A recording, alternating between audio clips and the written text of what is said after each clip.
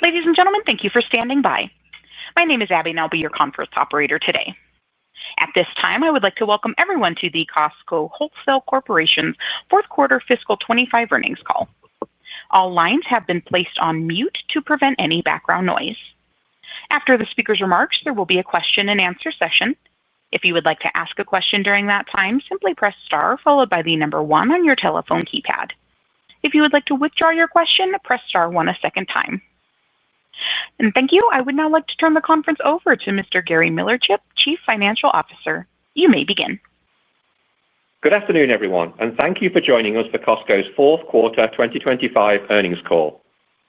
I'd like to start by reminding you that these discussions will include forward-looking statements within the meaning of the Private Securities Litigation Reform Act of 1995. These statements involve risks and uncertainties that may cause actual events, results, and/or performance to differ materially from those indicated by such statements.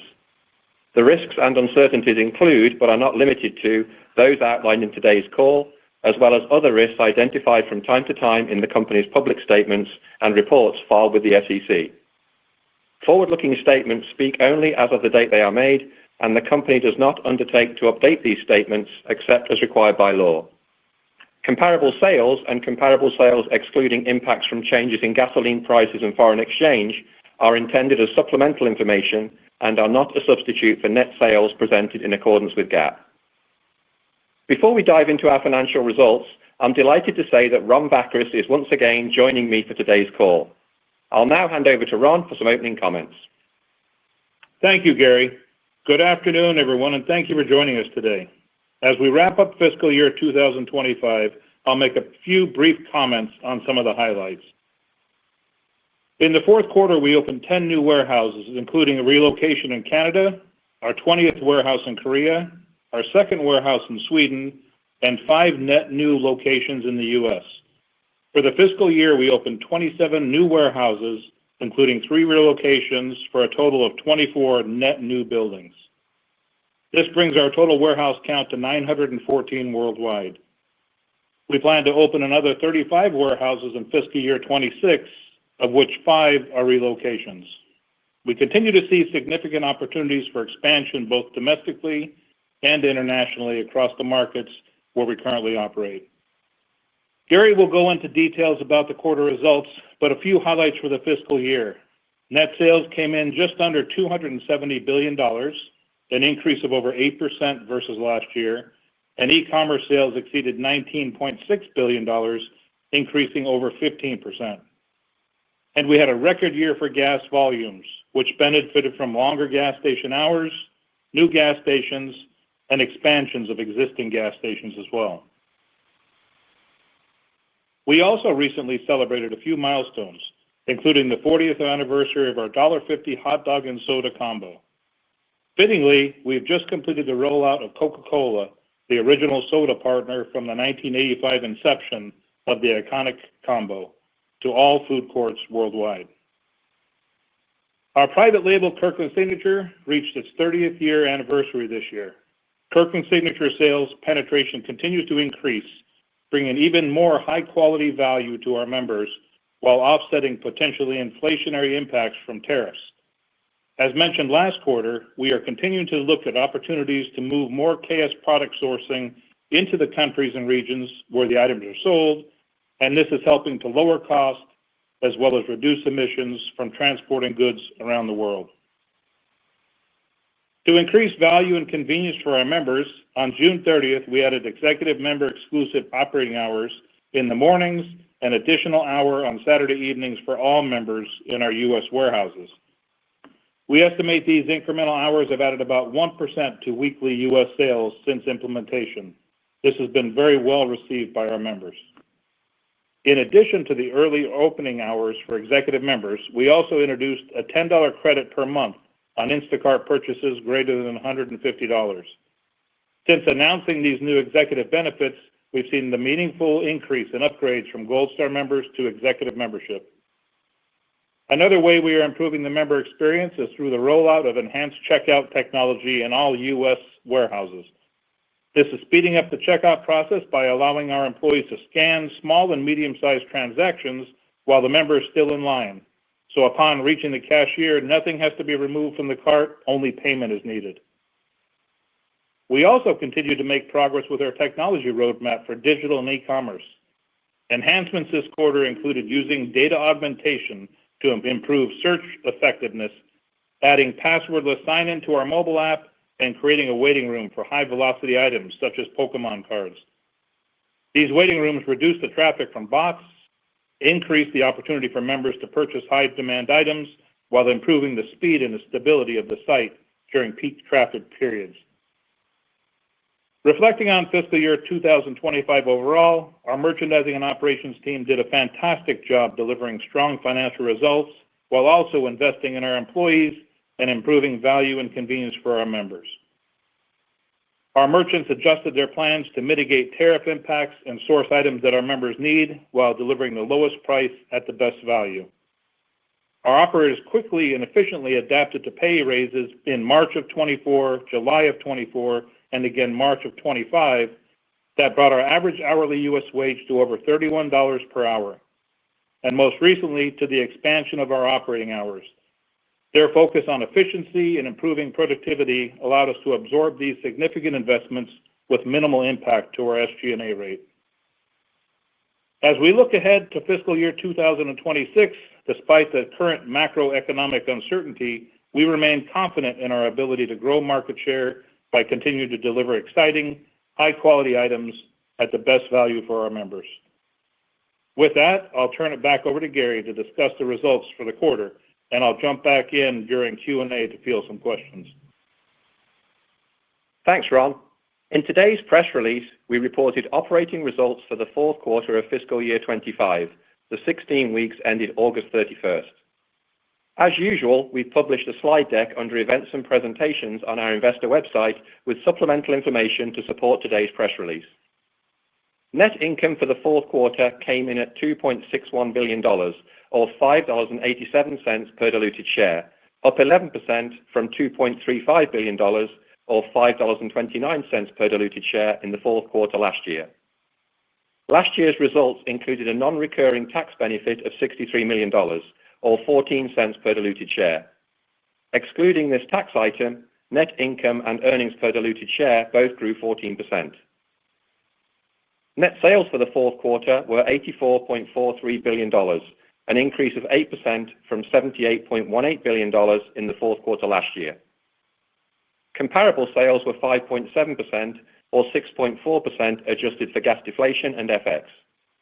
E-commerce comparable sales were 13.6%, or 13.5% adjusted for FX. Our segment breakout of comparable sales is disclosed in both our earnings release and the supplemental slide deck. In terms of Q4 comp sales metrics, FX positively impacted sales by approximately 0.2%, while gas price deflation negatively impacted sales by approximately 0.9%. Traffic or shopping frequency increased 3.7% worldwide. Our average transaction or ticket was up 1.9% worldwide. This includes the impacts from gas deflation and FX. Adjusted for those items, ticket would have been up 2.6% worldwide. Moving down the income statement to membership fee income. We reported membership fee income of $1.72 billion, an increase of $212 million or 14% year over year. Adjusting for FX, the increase was 13.6%. Last September's US and Canada membership fee increase accounted for a little less than half of the membership fee income growth in the quarter. Excluding the membership fee increase and FX, membership income grew 7% year over year. This was driven by continued growth in our membership base and increased upgrades from Gold Star to Executive membership.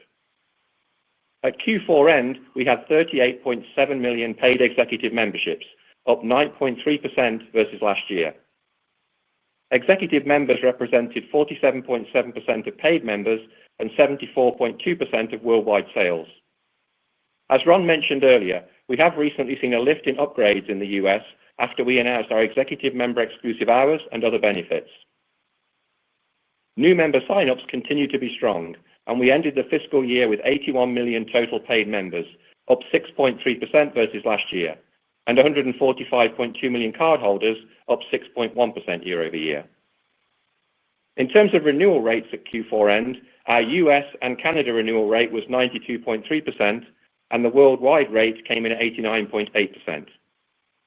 The decline in renewal rates was largely attributable to a higher number of online sign-ups entering the renewal rate, and this quarter included a large Groupon campaign in December 2023 entering the calculation. Overall, we view the growth in online sign-ups as a net positive, as they are helping to grow our overall membership base and membership revenue, and are also introducing younger members to Costco. Almost half of our new member sign-ups are now under the age of 40. As we previously shared, new online members renew at a slightly lower rate on average, and they have grown as a percentage of our sign-ups over recent years. We would therefore expect to continue to see a small decline in our renewal rate as this change in membership mix gets fully reflected in our renewal rate calculation. That being said, through a focus on auto-renewal and targeted digital communications, our goal is to improve the renewal rate for this cohort of new members in the future. Turning to gross margin, our reported rate in the fourth quarter was higher year over year by 13 basis points, coming in at 11.13% compared to 11% last year. Gross margin was up 3 basis points excluding gas deflation. Core was higher by 30 basis points and higher by 22 basis points without gas deflation. In terms of core margins on their own sales, our core-on-core margins were higher by 29 basis points. This increase was broad-based, with fresh, foods and sundries, and non-foods all up year over year. Supply chain improvements and an increase in KS penetration benefited margins in all categories, while fresh further benefited from lower spoilage and labor efficiencies. Ancillary and other businesses' gross margin was lower by 11 basis points and 13 basis points without gas deflation. Gas was the main driver of the decrease. LIFO negatively impacted the gross margin rate by 6 basis points. We had a $43 million LIFO charge in Q4 this year compared to an $8 million credit in Q4 last year. This charge was essentially in line with the estimate we provided last quarter, as overall inflation remained consistent with Q3. Moving on to SG&A. Our reported SG&A rate in the fourth quarter was higher or worse year over year by 17 basis points, coming in at 9.21% compared to last year's 9.04%. SG&A was higher or worse by 9 basis points adjusted for gas deflation. The operations component of SG&A was higher or worse by 15 basis points and 8 basis points without gas deflation. This increase was partly due to our investment in employee wages. As noted last quarter, the incremental year-over-year impact from this year's March employee agreement was mid-single-digit basis points, and the off-cycle wage increase in July 2024, which affected the year-over-year rate comparison for the first 10 weeks of Q4, was mid to high single-digit basis points. An increase in general liability charges and reserves also negatively impacted SG&A this quarter by approximately 5 basis points. To partially offset these headwinds, our operators continue to do a great job leveraging strong top-line sales and improving labor productivity. Notably, following the change in warehouse hours on June the 30th, our operators were able to minimize any impact to the SG&A rate. Below the operating income line, interest expense was $46 million versus $49 million last year, and interest income was $169 million versus $138 million last year. FX and other was a $46 million gain in Q4 this year versus an $18 million loss last year. In terms of income taxes, our Q4 tax rate was 25.6% compared to 24.4% last year. As a reminder, last year's tax rate included a non-recurring benefit of $63 million related to a transfer pricing settlement and true-ups of tax reserves. Turning now to some key items of note in the quarter. Capital expenditure in Q4 was approximately $1.97 billion, and for the full year was a little under $5.5 billion. We made some additional investments in Q4 to support accelerated warehouse growth, including the 35 planned openings in fiscal year 2026 that Ron mentioned earlier. Additionally, we increased our pace of spend on remodels to ensure that we continue to offer our members a best-in-class experience across all of our warehouses. Land purchases for future depot expansions and investments in our manufacturing facilities for expanded hot dog production and a new coffee roasting facility also contributed to the increased spend. A few fun sales facts as we wrap up our fiscal year. While our members love the treasure hunt items that they find in our warehouses and online, our everyday value items are also extremely important to them, especially in times of economic uncertainty. There are no better examples of this than our hot dog combo, rotisserie chicken, and KS bath tissue. And in fiscal year 2025, we sold over 245 million hot dog combos, over 157 million rotisserie chickens, and enough bath tissue to reach the moon and back over 200 times. Now taking a look at core merchandising sales in the quarter. Fresh sales were up high single digits, led by double-digit growth in meat. We continue to see strong unit growth across the department due to the quality and value we offer on both premium and lower-cost proteins. Wagyu and grass-fed beef performed well in the quarter, and lower-cost proteins like poultry, pork, and ground beef also saw very strong unit growth. Non-foods had comp sales in the high single digits. Our buyers continue to do an excellent job finding new and exciting items at great values, which are resonating well with members, even as they remain very choiceful in their spending on discretionary items. In the quarter, gold and jewelry, gift cards, majors, toys, and men's apparel were all up double digits.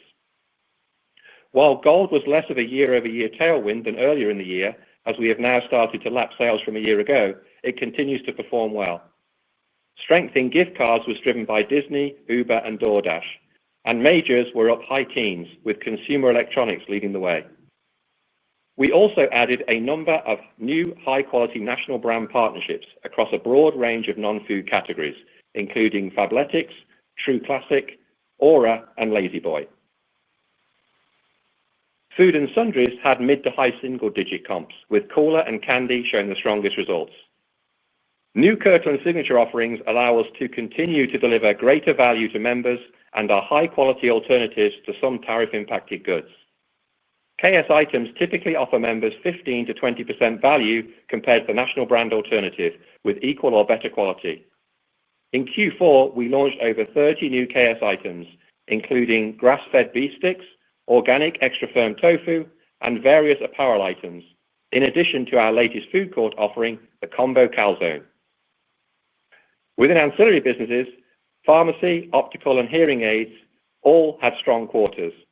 And while gas volumes were positive low single digits in the quarter, gas comps were negative mid to high single digits due to a lower average price per gallon. Turning to inflation.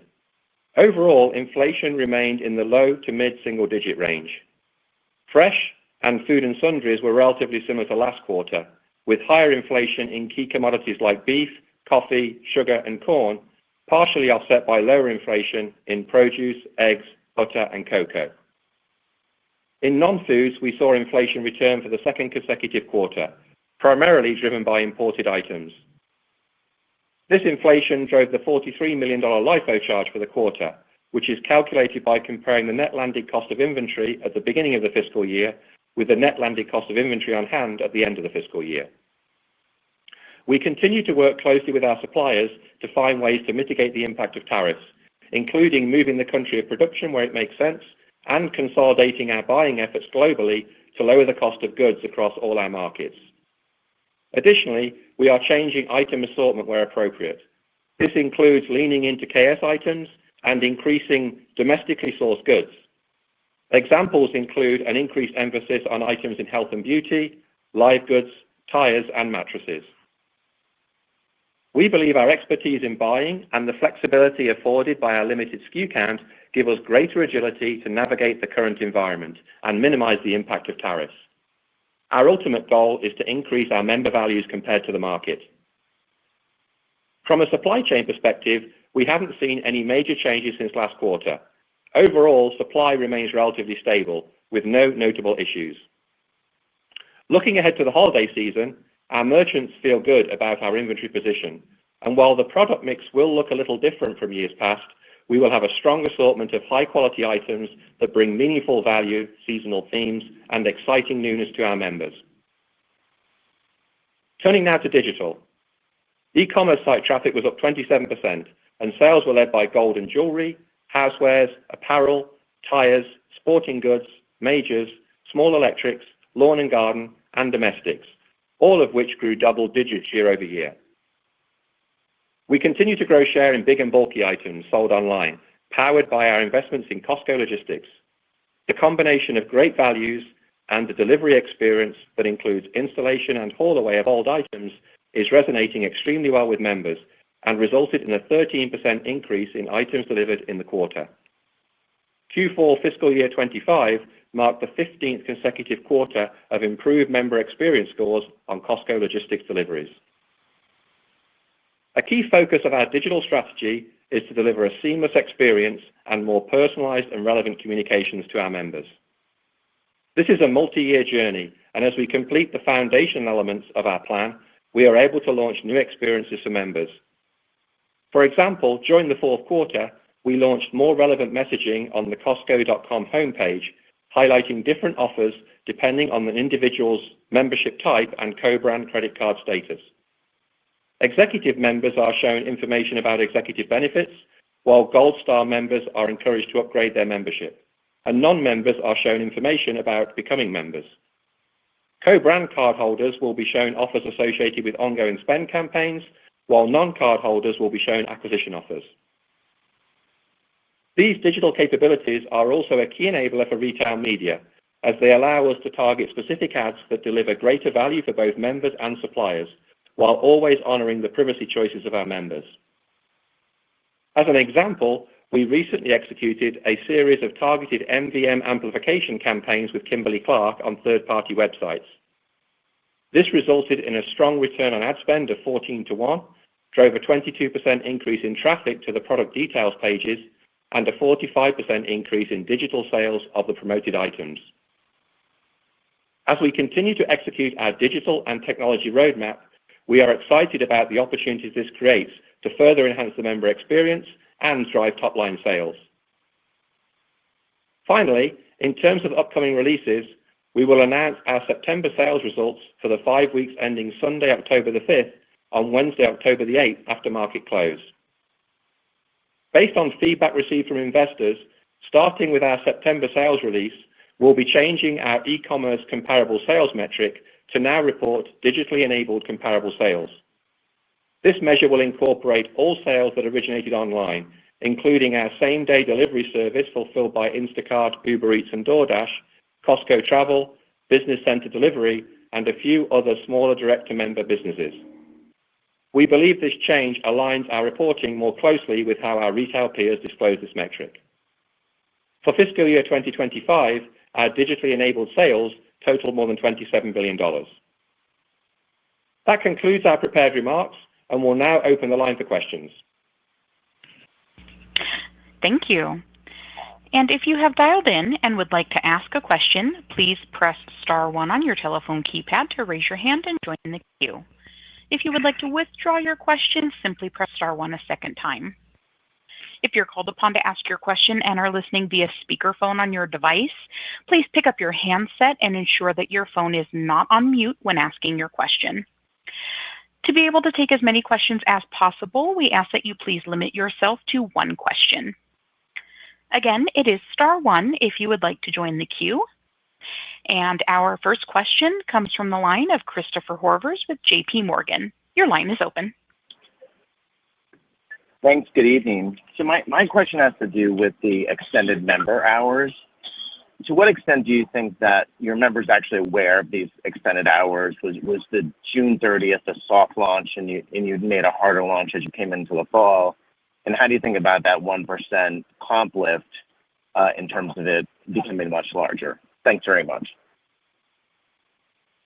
Well, I think this is Ron. I think the communication, we have done a good job informing our members, both with signing at the warehouse along with emails to our executive members. So we really based that success based on the traffic we saw when we initially began these additional hours. The 1% is after we've analyzed the business compared to the prior months and to see how much we've picked up, both on the additional Saturday night hour along with the early morning hours as well. So we feel that the word is out there. We feel that we continue to communicate the executive member benefits as we continue to add to that suite of services that they get. And that is inclusive of the hour that they get as well. Chris, I think as well, just to completely agree with Ron's comments, it's one of those things that obviously it's a little bit difficult to predict exactly how the change flows through in terms of impact of member shopping behavior.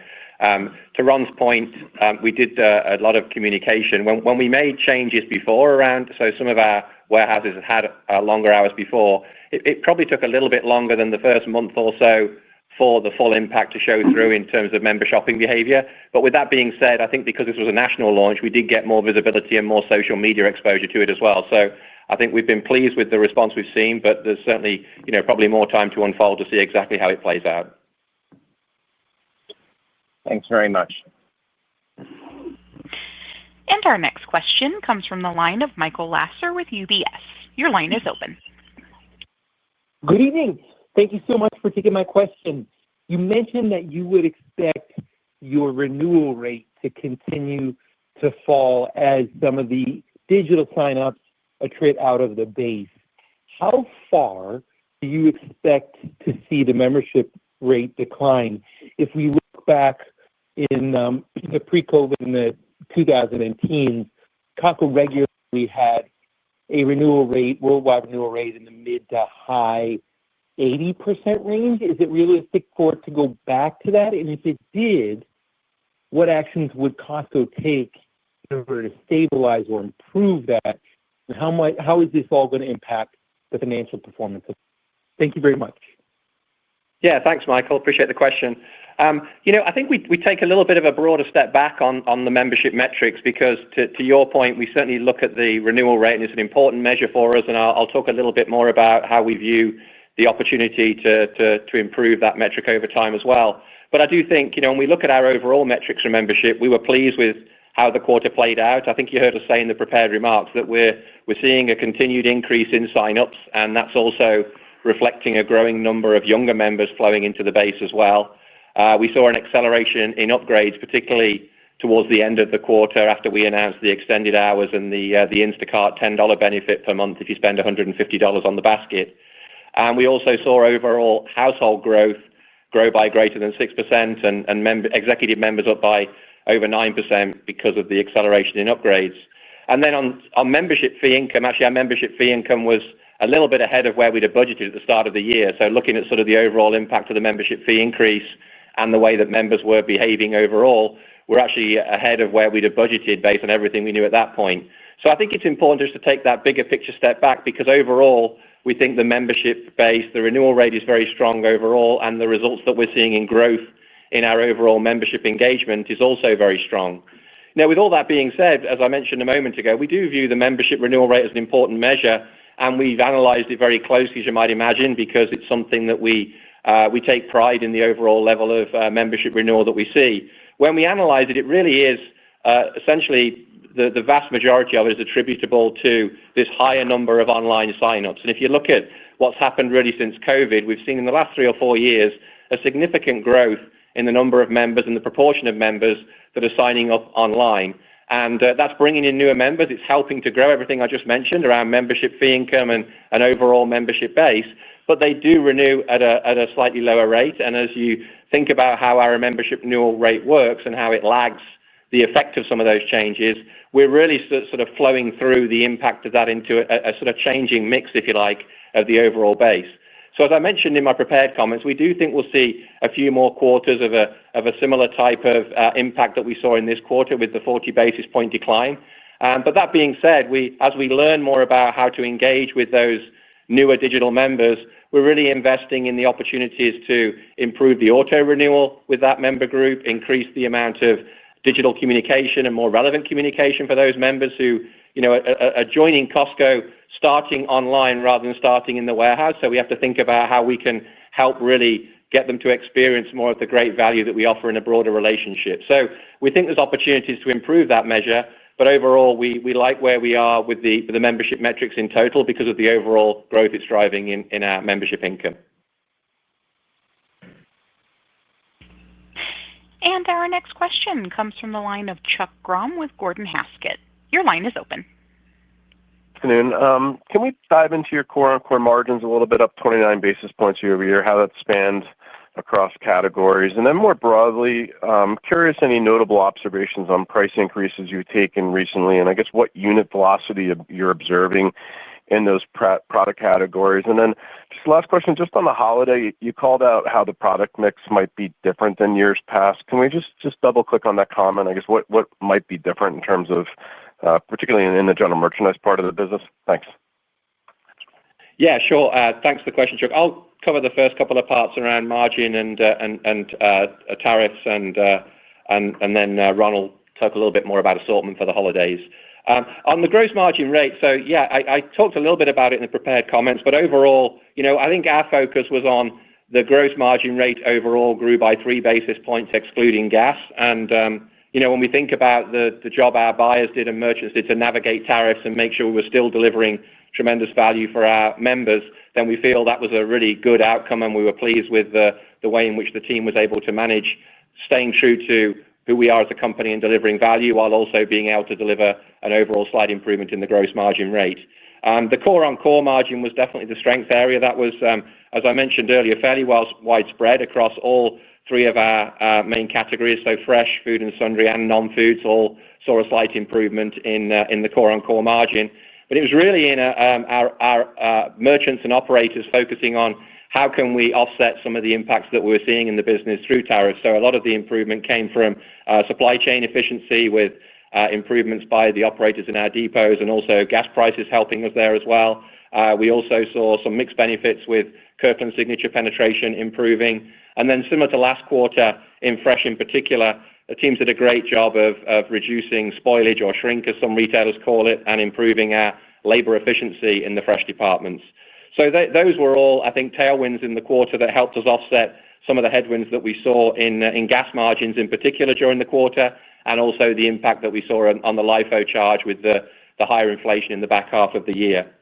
I think, in terms of thinking about it for the future, I would say really we tend not to focus on individual quarters because, our goal obviously is to manage the business for the long term, I should say, and manage the business holistically. And so I think it's probably more relevant to look at the performance over a number of years and how we've been able to, continue to grow the business and seen a slight improvement in gross margin. And really we look at the quarter, and as I mentioned earlier, of how we were able to balance the impact of tariffs and supporting our members while also maintaining a steady gross margin rate as well.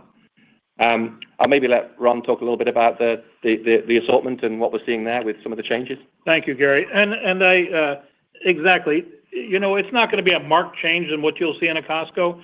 Our buyers, when we were booking for this holiday season, really had to evaluate all the discretionary items, the toys and the trim and the decorations and those kind of things, and made decisions based on the necessities and what they felt they needed to be in Christmas trees. But we really thinned down that whole category, and we thinned down a lot of the additional seasonal areas as well. What that provided us was the opportunity to bring in categories that we don't traditionally carry during that time of year. And so we're seeing some of that already when we're bringing in, backyard sheds in the fall, which are doing very, very well for us. But we never had the ability to do that due to space constraints.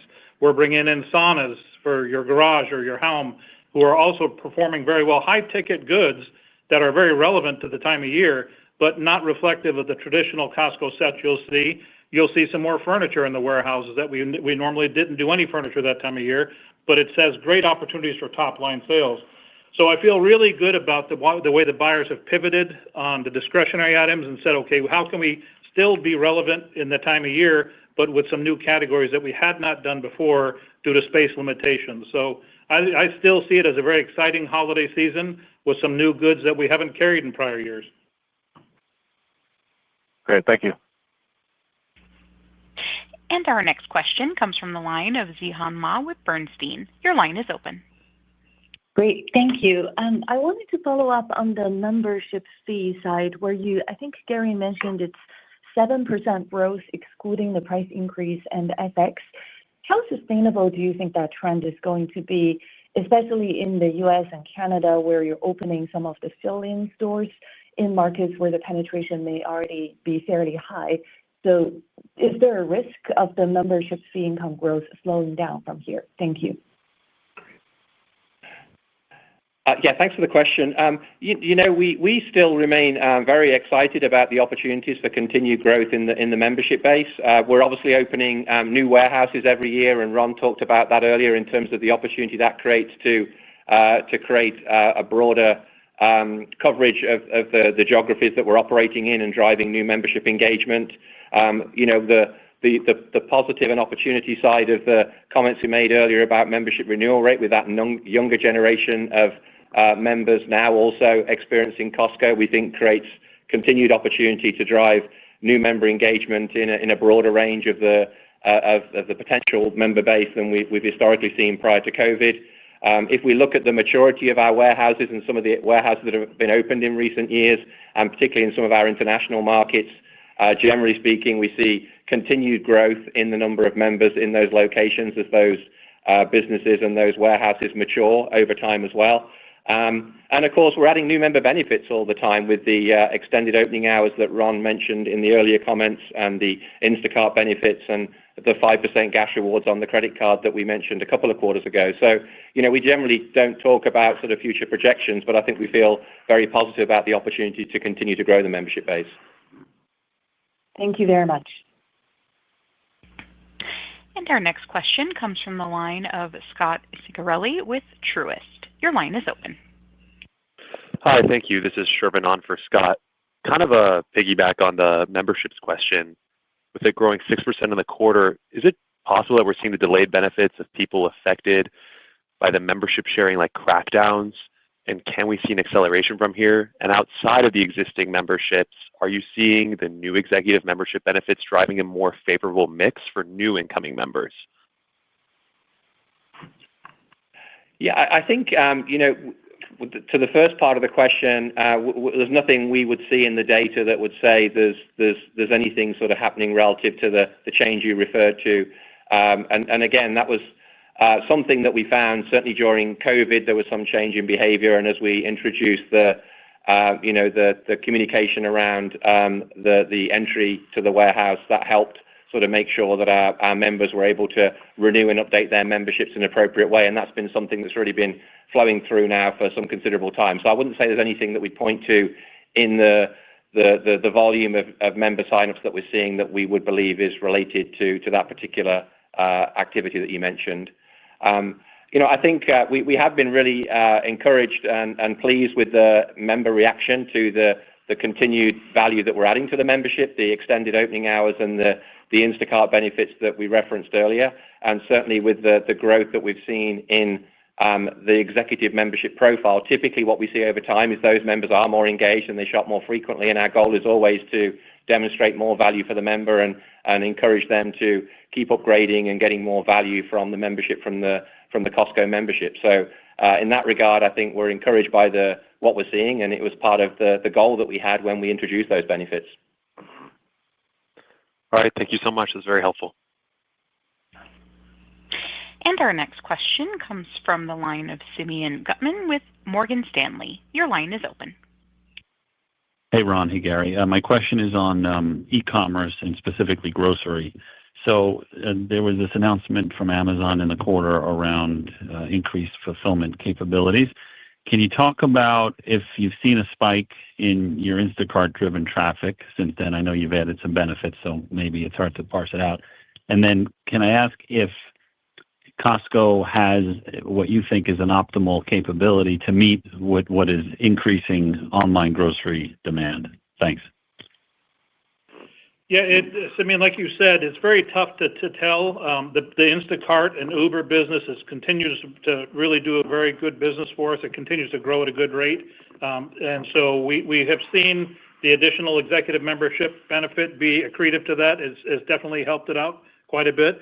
We're very aware of new competition into this space, and we continue to watch that very closely. It comes down to the Costco items that are being delivered as well, too, which is a big driver from the consumer out there, is that they want the goods that we have at their home. It may be a different way to deliver to them as opposed to coming into the warehouse, but there still is a desire to the fresh foods, which is a big driver for us in the food and sundry business that we have out there. So very aware of it. We're very happy with the growth of the business there. And we are seeing some strong growth at the back half of the year. And it's hard to tell exactly what that's coming from. And Simeon, you may have heard me mention at the end of the prepared remarks that we are going to include now those sales in our definition of e-commerce enabled and digitally enabled sales. So going forward from next month's monthly sales, you'll see those. You won't see those numbers called out, but those numbers will be included within our overall growth in e-commerce and digital. Yep. Thank you. And our next question comes from the line of Peter Benedict with Baird. Your line is open. Oh, hey guys. Thanks for taking the question. It kind of on the unit growth, the 30 for this year, 20 in the U.S. Just curious, the sustainability of that pace of growth. How long do you think you can kind of sustain that level of growth here, and where do you think you can get the international growth, unit growth to over the next few years? And kind of related to that, maybe a sense for what the CapEx plan is for next year. I apologize if we missed that, but curious kind of what the spend plan is for next year in terms of total CapEx. Thank you. As far as the future growth, I'll touch on that part. Yes, we do see some runway. We've made an investment in our real estate group to make sure that we're looking at all the opportunities as our geographical footprint continues to broaden around the world. We want to make sure that we are indeed looking at these opportunities, and for a few reasons, we feel very good. The right opportunities have come both in existing markets to increase capacity and where we feel we can better serve those markets. And we continue to still find in North America and internationally opportunities in new markets where we're doing very well. So we do see some runway as far as this 30 warehouses opening a year. We don't strive for a number. I mean, we're not going to make any bad decisions on opening warehouses to get to any set number. So it could ebb and flow. And in some of the international countries, it takes a little bit longer. So you'll see some swings back and forth year to year when things come to fruition. Some projects could take us 3 years internationally, where we have things that can turn much quicker in North America. So overall, I think we do feel some good runway is out in front of us as far as growth goes. We have people ready to expand the company, and our operators have done a very good job dealing with the cannibalization we've dealt with in the existing markets we're in. And then maybe to answer the question on capital expenditure, I'll just maybe take a step back on that as well and provide a bit more context on what we saw in fiscal year 25 and how we think about 26 as well for you. So I think generally when you look back at capital expenditure for us over the last few years, we've seen it grow. When you look at the compounded growth rate over the years, it's generally grown in line with sales. And we did see in 2025, when you look at the total capital expenditure for the year, we grew capital expenditure at a faster pace than sales for the first time, actually, for a while for us. And that was really for the areas that we mentioned earlier in the prepared remarks around the number of warehouses that we're looking to open in 2026, the remodel work that we're doing, the preparing the depots for the expansion in warehouse sales and also e-commerce, and also some manufacturing opportunities to improve the value in Kirkland Signature. And I would say as we think about future growth in 2026, those areas we think are opportunities for us looking forward as well. We've already talked about the warehouse growth, but we do think with remodels, the opportunity to keep expanding our capacity in our warehouses, especially as the average warehouse now in the U.S. and some of our more mature markets is around 20 years old. There's an opportunity for us to refresh and to support continued best-in-class service in those warehouses. We think there's continued opportunities in manufacturing to support further growth in Kirkland Signature. And we didn't really talk about it in prepared comments, but technology is also an opportunity for us to be able to deliver more better member experiences and deliver growth in e-commerce and member engagement. So overall, we think those will continue to be good opportunities for growth. We feel confident the returns on the investments that we'll make will be very strong as well. So we'd expect 2026 to have capital expenditure that would grow over 2025 and probably a little bit higher than sales again for the same reasons in 26 as 25. We typically actually give the CapEx number, I think, in our Q1 release. So we'll give you a specific number in Q1 as we do every year. But as I would expect it to be a growth again for the reasons I just mentioned. And our next question comes from the line of Greg Melich with Evercore. Your line is open. Hi, thanks. A couple questions. I do want to circle back on inflation. Gary, I think you mentioned it was low single digits, maybe 2% last quarter, and now it's low to mid singles. Could you just describe, is it non-food driving all that acceleration and sort of frame it magnitude-wise? Sure. Yeah. Thanks for the question. I think last quarter, actually, we said overall low to mid-single digits, and we really kind of said the same this quarter. The change was really in Q3. Q4 has generally been pretty consistent with Q3. And as we look at it and break it down by category, fresh and food and sundries are relatively consistent quarter over quarter in that sort of low to mid-single digit range. There are lots of sort of puts and takes in there. When you look at individual departments, we certainly see meat and deli largely because of meat, and candy would be more inflationary, whereas departments like produce and liquor would be either lower inflation or decelerating inflation or even deflation in certain items. And then on the commodities front, we see acceleration in inflation currently in commodities like beef and coffee, sugar and corn, but then also that's partially offset by we're seeing some deceleration in produce, in particular in berries and avocados, and then eggs and butter and cocoa are also slower inflation too. So there's lots of puts and takes in those food and sundries and fresh departments. The change in Q3 really was in non-foods. But again, I would say it's really low single-digit inflation overall within non-foods. But the real change there was it had been deflationary for 12 months or so. So that was kind of what drove, I should say, the change in Q3 and the reason that we updated our LIFO estimates, because we saw we'd seen continued inflation in food and fresh. But that was being offset by non-foods, and now with some inflation in non-foods, that's kind of changed the overall picture. But it's still in that low to mid-single digit overall, I would say. Got it. And my follow-up is we've just seen a lot of the credit card companies add perks and raise fees on their cards. I'm just sort of curious what trends you're seeing there in terms of penetration and any thought of ways to maybe enhance the member value on that front. Yeah, well, for our credit card, it's an incredibly successful program for us, and we deliver, a lot of incremental value to our members through the credit card with the rewards that we offer and some of the additional benefits around travel as well. We did recently make some changes to our credit card, recognizing that we felt there was an opportunity to accelerate the value and also to continue to grow that program. And so we added an incremental benefit where the member can now receive 5% rewards on gas. We also updated and modernized the card itself as well, and we've been pleased so far with the reaction from members and the continued growth in that program. That's great. Thanks and good luck. Thank you. And our next question comes from the line of Edward Kelly with Wells Fargo. Your line is open. Yeah, hi everyone. Good afternoon.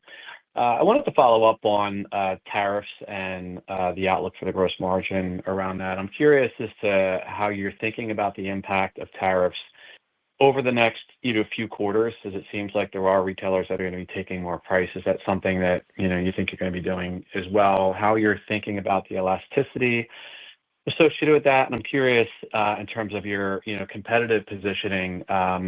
Do you plan to be offensive around this? Is it something that could have some incremental margin pressure in the coming quarters? Just any color around that would be great. Thank you. Yeah, thanks for the question, Ed. I think overall, first thing to say, of course, is that the environment with tariffs does still remain fluid. There could still be changes that we have to address as the picture unfolds. But with the tariffs that we've seen and we're sort of managing, if you like, as things stand today, our teams, I think, have done a fantastic job in navigating what's been a very fluid and changing environment. And I think the benefit of us of having buyers who have really been in the business for many years and understand the business well, that are managing with the limited SKU count that we have a low number of items per buyer, so they really understand the individual items that we're buying and the way those products are costed and constructed. And we can also, as Ron mentioned earlier, we have the flexibility to change items where we believe if we don't see that the value would be there with the impact of tariffs, that we can move our assortment to items that really will deliver that value that our members have come to expect.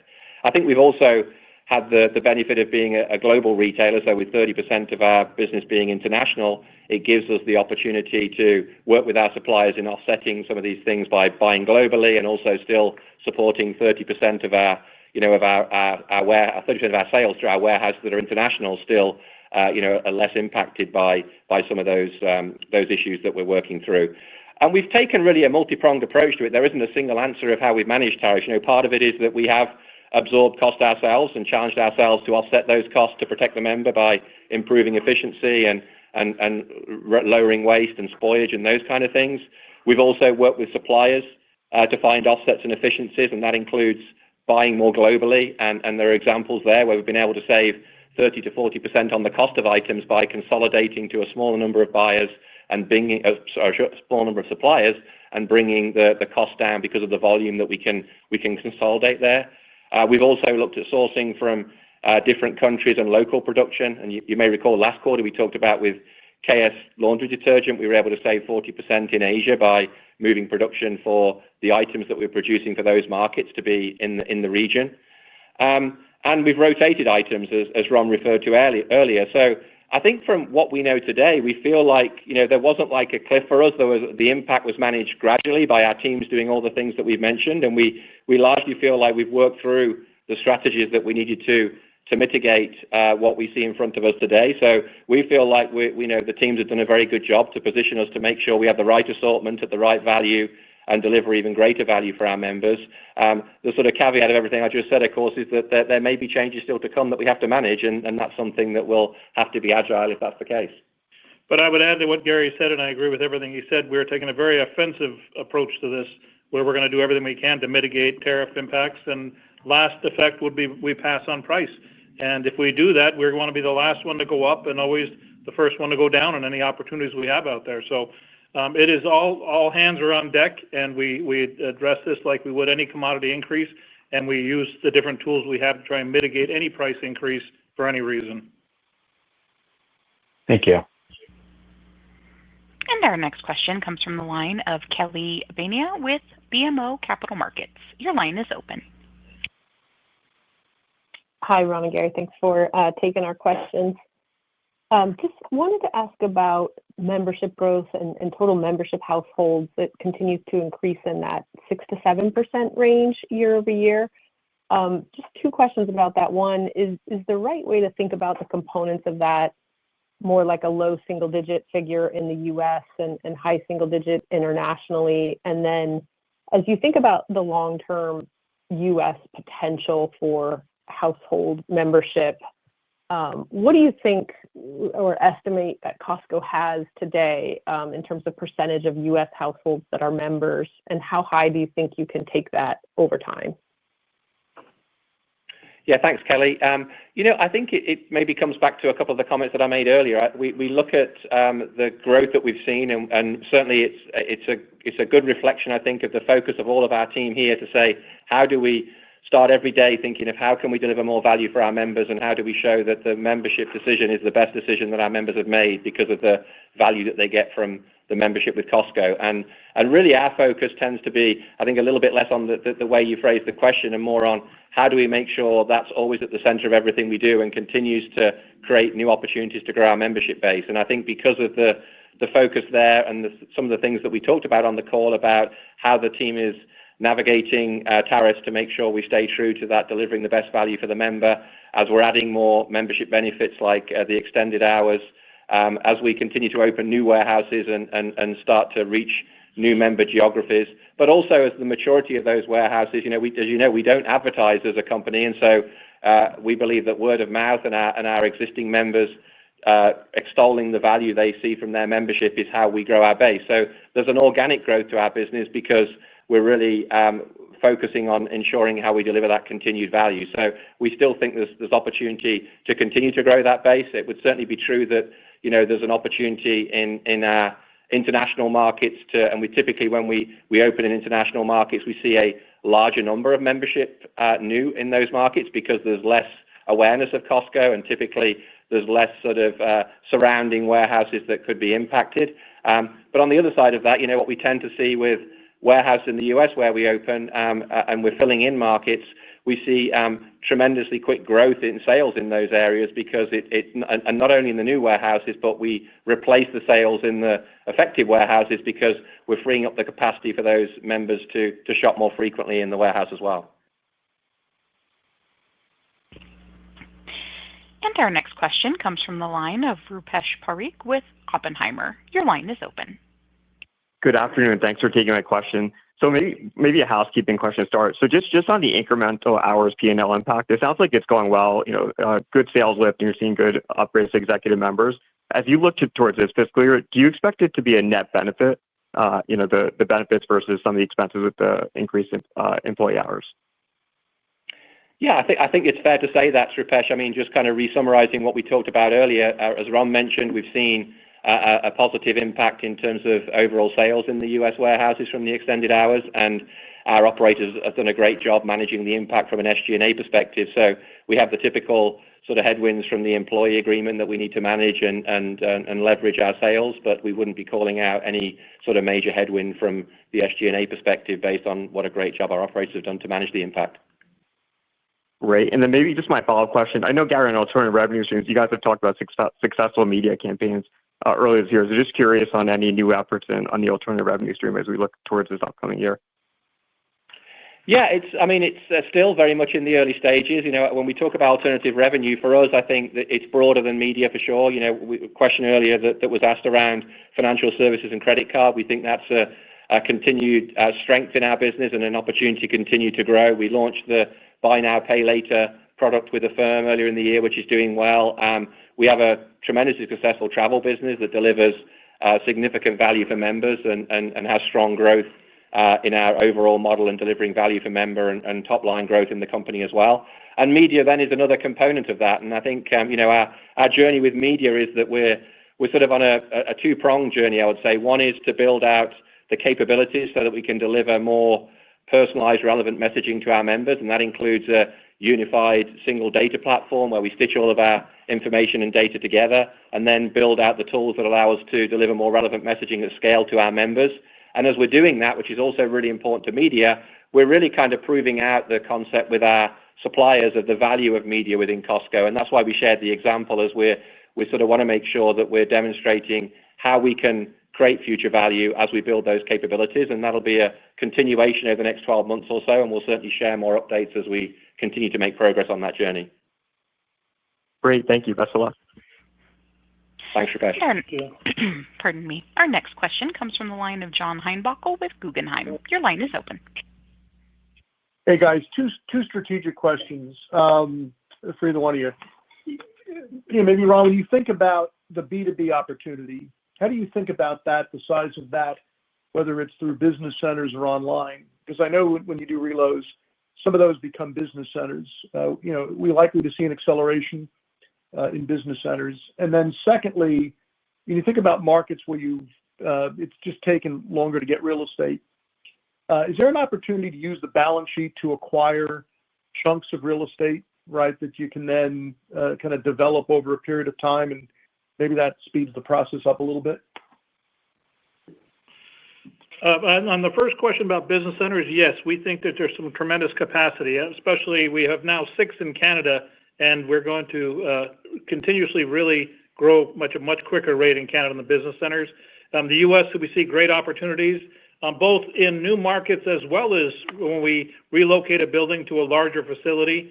The old warehouses serve a great purpose for us as far as becoming a business center, because they have the right size and parking is not an issue at that level because we deliver about 60% of the goods from our trucks out there as well.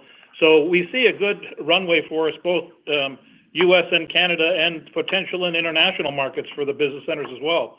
So that is it. As far as looking at the additional property that we need to, we will take that into account if we have got to get into the right market, and then how we can create value for any out parcels or additional properties that are nearby us that could open up opportunities for us to expand in the right place. So we are open to those opportunities as well. Thank you. And our next question comes from the line of Steven Zaccone with Citi. Your line is open. Great. Good evening. Thanks very much for taking my question. A couple of follow-ups. First follow-up is, you've talked about cannibalization to comps for the last couple of months. Do you expect that to be a headwind throughout 2026?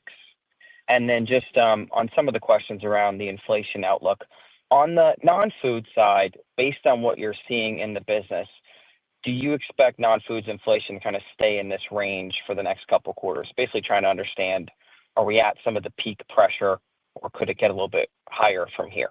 Thanks.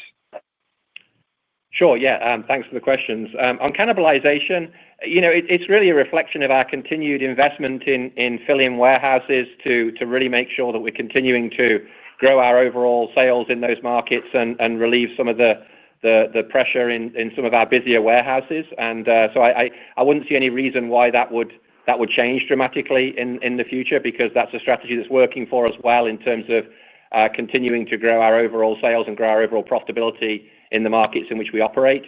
And then from an inflation point of view, I think, as I mentioned earlier, we think that from everything we see today on tariffs, we've been proactive in managing that. And so from everything that we're dealing with today, I think what you're hearing from us on inflation is how we see it at the moment. But the dilemma, as I mentioned earlier, is we can't really predict what might happen in the future around future tariffs or future pricing by other players in the market, if you like, and so or events. So that's the bit that's obviously hard for us to predict. But I wouldn't say that we're seeing anything in our plans that would cause that to change significantly. Okay, understood. Thanks very much.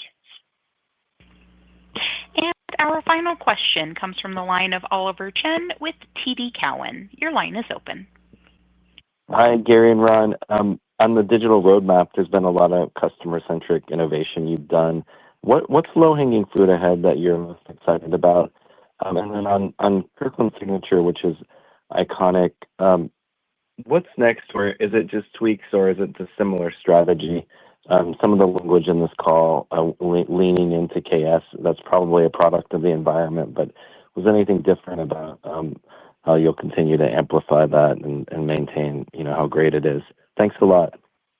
Yeah, thanks, Oliver. On the first part of your question, you're right. We've spent a lot of time as a team focusing on how can we continue to invest in improving the digital experience and making it more convenient for members to shop. And we've had some good progress in those areas. I think we continue to see opportunities to improve the member experience through the app and through the website, and particularly in investing in capabilities that deliver more targeted and relevant personal messaging for members. That's definitely one of the highest priorities that we're focused on. And you've heard us give a couple of examples of things that we're starting to do there, but should certainly expect to see more of those opportunities going forward to drive, whether it's visits into the warehouse or items in the basket or more engagement online with our members for e-commerce sales.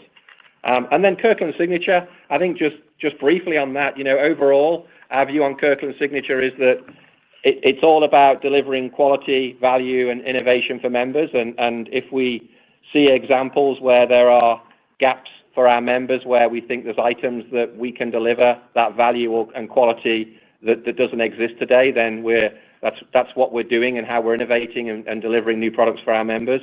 We don't have a specific target for Kirkland Signature. It really is about when there's that value and that opportunity there with the member. And of course, we love working with national brands as well to develop and grow those partnerships. But Kirkland Signature also provides a sort of healthy tension there to make sure that value and quality is there for our members. And so we'll continue to innovate and grow those items where we think we can deliver that value for the member. And it's certainly over the last few years has continued to grow in penetration because of the great work our teams have done in building out those items and delivering that value for the member.